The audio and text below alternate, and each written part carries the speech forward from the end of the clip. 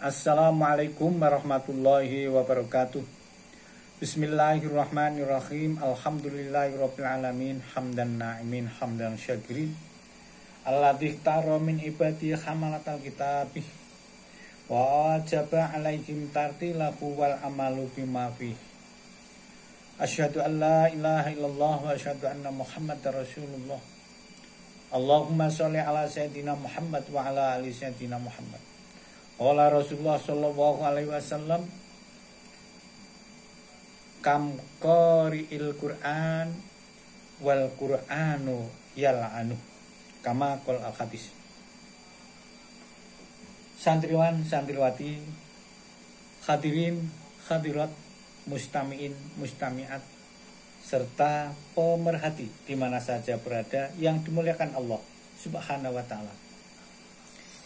Marilah kita lanjutkan pembahasan kita tentang tajwid, yang pada saat ini kita kembali kepada dasar awal, yakni hukum tanwin atau nun mati bertemu dengan salah satu huruf hijaiyah 28 itu terbagi menjadi 5, yaitu satu adalah bacaan idhar, yang kedua bacaan idgham bihunnah, yang ketiga idgham bilahunnah, yang keempat bacaan iqlab, yang kelima bacaan ikhfa. Dari 28 itu dibagi menjadi 5 cara membacanya. Hukumnya idhar mendapat bagian 6, yakni hamzah, ha, kha, kho, ain, ghain. Sedangkan idgham bihuna mendapat bagian 4 maksud saya ya, yakni ya, nun, mim, wawu, yang kita singkat dengan yanmu. Sedangkan idgham bilahuna mendapat bagian 2, yaitu lam dan ra. Yang keempat iqlab hanya mendapat bagian 1, yaitu huruf ba. Sedangkan yang kelima sisanya ikhfa mendapat bagian 15, yakni ta, sa, jim, dal, zal, za, sin, shin, shod, dot, to, zo, fa, kof, kaf.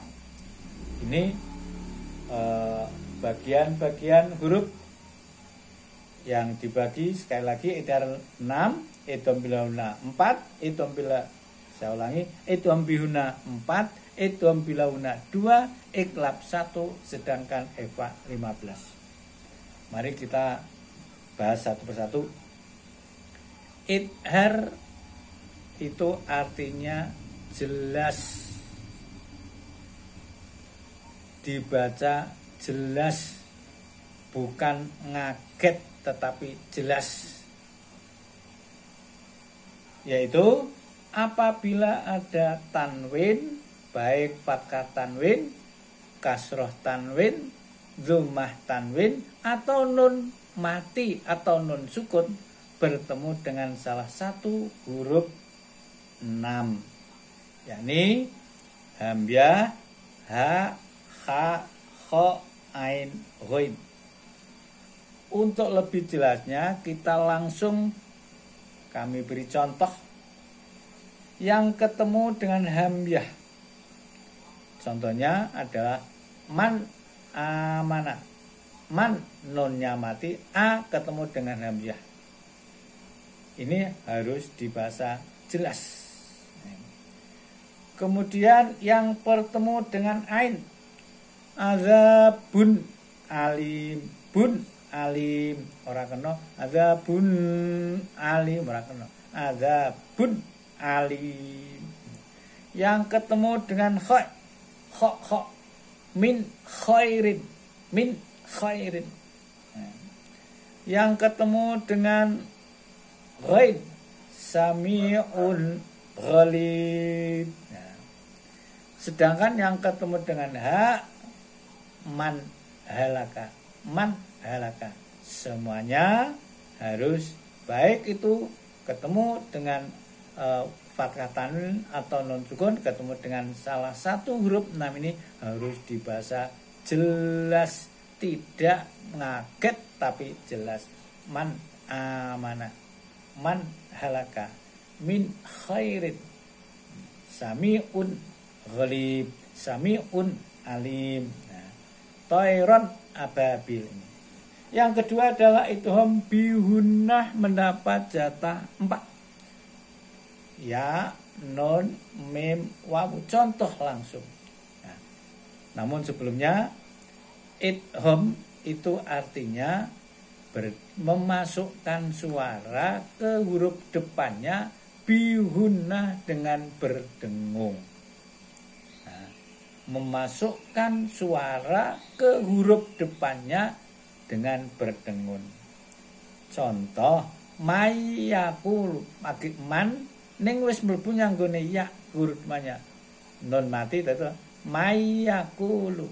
Nah, dengan berdengung maka mayak ora kok mayakul, ora maya. Nah, ini contoh yang ketemu dengan tadi ya, ketemu dengan nun ya, yan munun ya, betul. Sajarotan tanna aki maca tan wis punya nun tapi dengan berdengung. Sajarotan naim. Nah, ini contoh. Yang ketemu dengan mim, saitonan ya kata saitonum marid, tanwin ketemu mim, num marid. Yang ketemu dengan wawu, firaraw wala mulita, rawa harus berdengung. Raw ora kena sira atau firarawa, rawa. Nah, ini harus berdengung firarawa. Ini bacaan idgham bihuna. Yang ketiga idgham bilahuna. Artinya memasukkan suara ke huruf depannya tidak berdengung. Nah, kalau tadi bihuna dengan berdengung, kalau bilahuna tidak berdengung. Cara contohnya yang ketemu ro ada 2, lam dan ro. Miwaro miw, saya ulangi, wakilaman rokman rok. Nah, kalau yang ketunggal milla mil aki macam mim nun min jari min la, tapi harus masuk ke huruf depannya lam, tidak berdengung. Milla dungka. Nah, maka ini idgham bilahuna. Ada 2 dok. Yang ketiga adalah bacaan iklab mendapat bagian 1, yaitu ba. Iklab itu artinya membalik. Jadi misalnya masuk pintu, langsung masuk bludus, kono natap, terus akhirnya balik kembali. Itu iklab, membalik. Contohnya apa? Aki mim wis mlebu nyang ba, tapi terus balik lagi. Mim ba'di. Nah, ini. Kemudian contoh lagi layum sebelum punya ba, layum baru mlebu ke sana, kembali lagi ba. Layum badanna yumba. Ini bacaan idlaq dengan bacaan katakanlah membalik. Sedangkan yang kelima adalah ikhfa.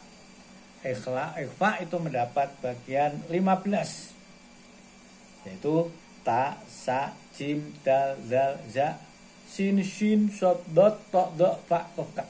Saya ulangi lagi. Apa ikhfa itu? Ikhfa itu artinya samar, menyamar. Misalnya masuk rumah itu baru ngintip-ngintip. Jadi tidak masuk seperti idgham, tidak jelas seperti dar, tapi nyamar. Ya. Contohnya saja yanta, ya nun tak nune mati, ya ageng jadi yan ageng ngono ning secara mintip-mintip yang besar mlebu tak, yanta hilanas ya. Contohnya ya. Ini contoh lagi ketemu sin Pak.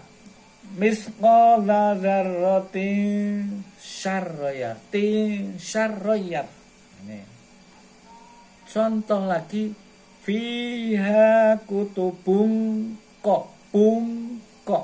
Kutubung kok. Nah, ini contoh-contoh ikhfa. yakni nyamar. Belum langsung seperti idgham, tapi baru mintip-mintip nyamar.